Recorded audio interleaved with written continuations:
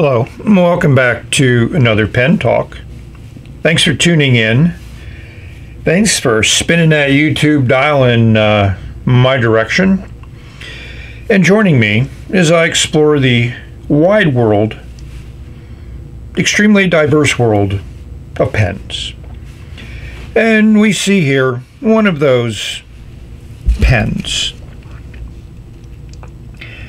Don't be fooled, it's not a platinum.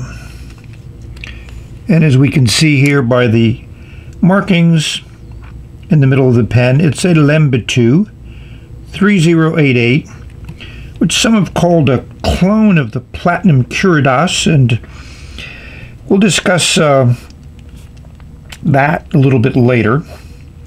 But what makes this pen unique, and I got it in clear just so it would be easy to see all the little parts that this pen is made of, and also to see what makes this pen interesting to some people is it has a click that pushes out the nib, and you can then write with it. And this little bump down here at the bottom certainly makes it uncomfortable for me to hold down near the nib, but if I hold it up near the clip, you don't feel that. And you can click it to get it out. So originally this was a little bit stiffer, but now it works fairly well. I mean, as well as anything like this is going to work. So the pen came in a cellophane sleeve, and that's all it came in, no instructions. There's some more Chinese characters, and one of those things you read with your phone, but my phone will not read this one. The cellophane has some interesting writing on it. We'll give you a translation of this. It translated a couple different ways in Google. Some cellophane sounds for those that enjoy that. So you may ask, well, if you don't like the pen and you didn't think you would like the pen, why do you have the pen? Well, number one, a number of viewers have asked me about it and they wanted my opinion about it, and so I felt motivated as a pen influencer, as Joss Applebaum refers to me as, that I needed to share my opinions on this pen. Number two, the price has dropped below $10. This is what I paid on AliExpress, but when I did a recent eBay search, I found even lower prices. The pen comes in a lot of variety of colors, more than I knew about. Certainly there's the clear ones that mimic the Curidas colors, but also there's a bunch of solid colored ones for those that may not want a transparent pen, especially with so many bits that you can see. So that's how this pen ended up in my possession, and I'm sharing it with you. Hope you enjoy it. So we're going to look at how do you fill this pen. It's not obvious from first view, but if you turn the barrel, it unscrews, takes a few turns. Nice heavy-duty threads there, and metal here and plastic here, but I think that's a good design. I think it'll survive the test of time, but only time will tell. That falls right out, which probably is not a design I would do, but hey, for the price of this pen, what do you expect? This is the converter here, and you can see it go up and down, and there looks to be a little bit of an ink window there. So that's interesting. But obviously you need to take it further apart. So one of the differences between this and the Curidas is in the Curidas, this brass piece is plastic. So interesting that Lanbitou made it out of brass, so you had metal on metal for this interesting little design, and you need to push it down and let it come out. And there's another spring, there's a spring down here, lots of springs. So once you have this part out, you can dip the nib in ink and use the converter in the normal way to draw up ink. I will do that off camera. You can also turn this and pull this out, and you can look at the converter, and it's just a standard converter, nothing special. It does have that nice insert. It fits securely from my perspective. And we'll put it back together. And I'm going to figure out an ink it up, and we're going to do writing next. Let's take a close-up look at that fine nib. Yeah, it's labeled F for fine. And I would say that's definitely fine tipping material there. Yeah, it's just a press-on, slide-on nib. Not something I'm going to think about replacing. And it has the Lanbitou logo.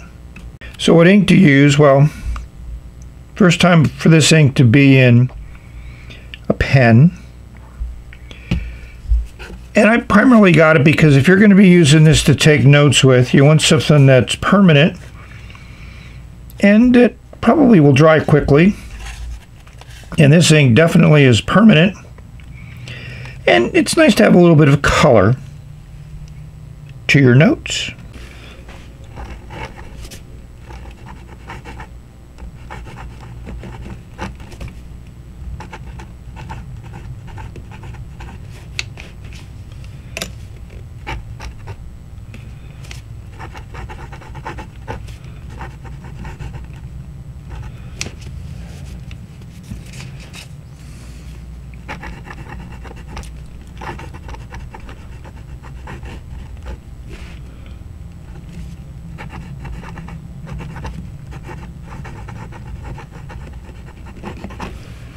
So I think you can hear that this nib is about as bad as they get, in my professional opinion. And this ink dries almost instantaneously. The nib seems to be very, very dry. And when I was testing this ink out before, I didn't think it was that dry, but it's not a good combo with this pen, but it's definitely usable. So for writing,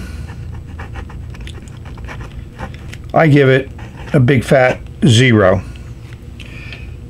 I could say, well, it does write, but not certainly a pleasant thing to do. We're going to do some comparisons because obviously that's what we need to do. And then I'm going to see what I can do to work on this nib to potentially make it a little bit better. Let's compare to some other pens. I'd be remiss if I didn't speak about the elephant in the room, the fact that this pen is a clone of the Platinum Curidas, a pen I had no interest in buying and still don't. And as I mentioned, I bought this pen because a lot of people wanted to hear my opinion on it. So in regards to it resembling to a large degree the Platinum Curidas, my comment is why? Why would anybody try to duplicate a very complex pen like this with so many parts to it? I mean, it's a niche pen in a niche market. There's no volume. How to justify the expense? And it doesn't matter whether you copy a pen or you design it from scratch. It's actually probably less costly to develop one that you design from scratch because generally you can ensure that that is something you can make easily, make it a profit, and you can really work, you know, that whole marketing, design, product development aspect, which I spent a good deal of time in product development for a very large corporation, and we made products which were sold in the millions. And many times those products resembled other products, and marketing would decide what we were going to sell. So I can imagine a room where marketing goes, oh, I have the pen that we are going to make next. And they bring out the Platinum Curidas, and to me, design would go, it's ugly. And product development would go, that's going to cost a lot of money to make. So at the end of the day, this pen to me is an anomaly. I see no reason for it to exist other than the fact that it does, and here it is, and it's not that good. The first pen that comes to mind in me is the vanishing point. I mean, other than their retractable nibs and you use a push button to retract the nib, they don't share much in common. The clip here is permanent, here it's removable, but they don't give you a tool, so I don't know, and I'm not planning to remove it because it doesn't bother me one way or the other. And also for snorts and giggles, I've put in these two relatively inexpensive Chinese-made clickable pens. The Lanbitou is also a Chinese-made clickable pen. The Lanbitou is much longer than any of these pens, and that is a long throw. For whatever reason, that's the way they designed the mechanism, but the mechanism works well from my perspective. So here is the 3088 compared to a Pilot Metropolitan and a Lamy All-Star.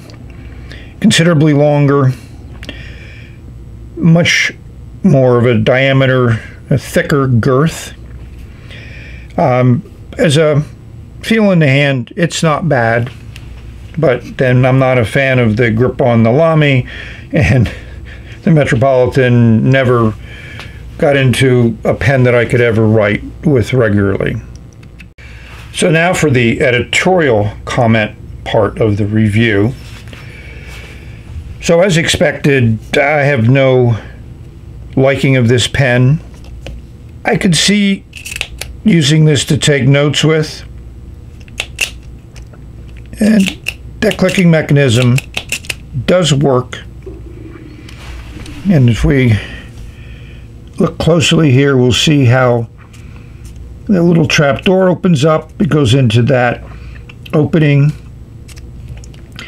And the other thing that's nice is the trap door opens up because of the mechanism, not the nib. And then the nib comes out as a secondary process. And you have to be deliberate with that click. If you don't go all the way, it's not going to click in place.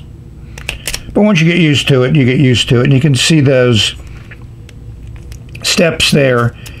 You know, this design has been around for decades with ballpoint pens. So that's my summation. I'm going to go off and see if I can work on that nib, and I'll be back shortly. So I used my nail board. This side is the roughest. This is medium. I did figure eights, and I also did a lot of up and down motion because that's where I was feeling the nib was very scratchy. And then at the very end, I flip it over and do some fine smoothing on this side. So I did that twice. Let's see what the results were.